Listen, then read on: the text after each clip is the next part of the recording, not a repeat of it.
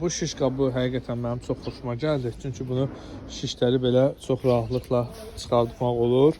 Yəni istifadədən sonra yuduz qurladınız, təzədən taxdınız yerinə və istifadə edən vaxtda çıxartdınız. Şişi yuduz, əti keçirdiniz, qoydunuz manqala pişirdiniz. Bu şişlər haqqında da yəni məlumat verim. Bu şişlər mağazamızda satışda da bu tikə şişləri gedir. 80 sm uzunluğunda şişlər. Əsasən yəni daş manqallar üçündür. Bildiyiniz kimi daş manqalların iç hissəsi geniş olur. Hardasa daş manqalların içərisində 46, 50, 52, hətta 55 sm qoyanlar da var. Satışda olan standart şişlər, 70 sm-lık şişlər çox vaxt balaca olur daş manqallara. Ona görə bu şişlər bizim mağazamızda satışdadır. Belə tikə hissəsi də enlidir ki, boy istənilən belə deyək də enli tikəni də rahat formada vura bilərsiniz. Qulp hissəsi belə fıstıq ağacından hazırlanıb, üzəri də lakla laklanıb, çox gözəl. Həm şurubla, həm də kley ilə bərkidilmiş şişlərdir.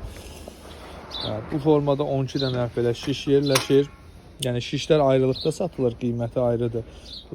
Şiş qabının qiyməti ayrıdır. Xəkəndaz var belə. Həm kaminlərdə, həm manqallarda istifadə oluna bilən. Burada savok kaminli. Kamin üçün xəkəndazda həm manqalda istifadə oluna bilər, həm kamində işte kömür falan götürmək üçün, külü təmizləmək üçün istifadə oluna bilər. Belə asmaq olur burada. Burada da yenə maşadır ki, mağazamızda bunun 2 cür rənglər satışda var. Boz rəngi var, bir də belə qızıl rəngi var. Bunu da yenə belə manqalın bir bölümündən asa bilərsiniz.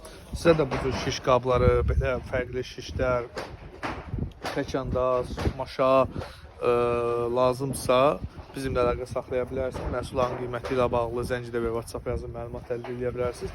Səhifəmizə keçid edib digər məhsullarımıza da baxa bilərsiniz. Çox fərqli, çox maraqlı manqala aid, təndirə aid, kürə peçinə, rus peçinə aid olan aksesuarlar mağazamızda satışdadır.